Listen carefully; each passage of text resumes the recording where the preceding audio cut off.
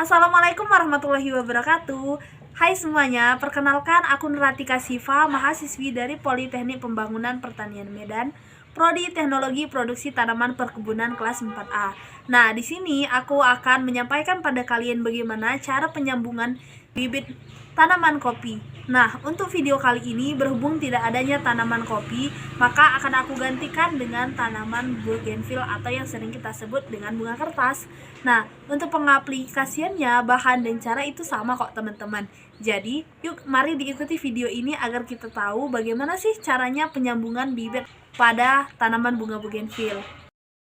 Nah, untuk alat dan bahan yang kita gunakan, yang pertama ada cutter, ada plastik lilin, ada bibit bunga bougainville,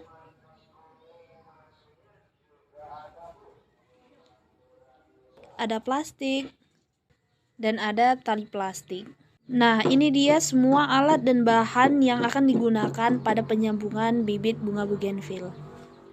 Nah, yang pertama, untuk pengerjaannya kita lakukan pemotongan pada batang bibit bunga bougainville dengan posisi miring atau menyirip. Pemotongan ini dilakukan timbal balik agar kambiumnya dapat keluar sehingga dapat terhubung ketika disambungkan dengan batang bunga bougainville untuk menumbuhkan tunas baru.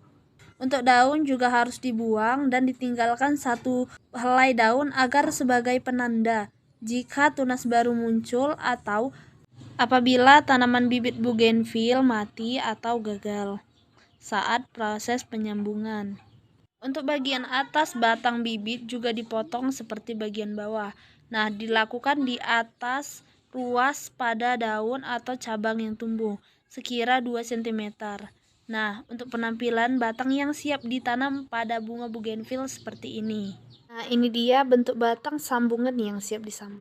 Baik, yang pertama kita lakukan adalah harus membelah batang bunga bougainville sedalam 1-2 inci.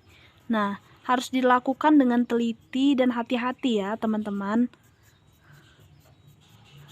Ini digunakan untuk mengapit sambungan tanaman yang akan kita tempelkan pada pucuk ini. Agar tanamannya dapat hidup, kita harus menyatukan antara kambiumnya.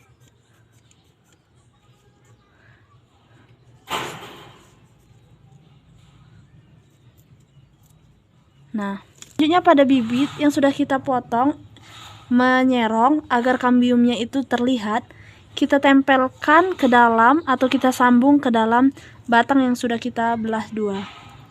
Sedalam ini. Nah, untuk tahap selanjutnya, bibit yang sudah kita sambung kita ikat dengan plastik es lilin agar merekat. Fungsinya agar hama dan penyakit lainnya tidak terkena pada sambungan, agar tidak merusak sambungan sehingga tanaman mati. Begitu juga dengan air hujan tidak tembus dan tidak masuk ketika penyambungan ini proses agar tanaman yang disambung hidup kembali. Nah, teman-teman di sini harus mengikatnya dengan kuat ya, agar tidak masuk sedikit pun air, seperti ini.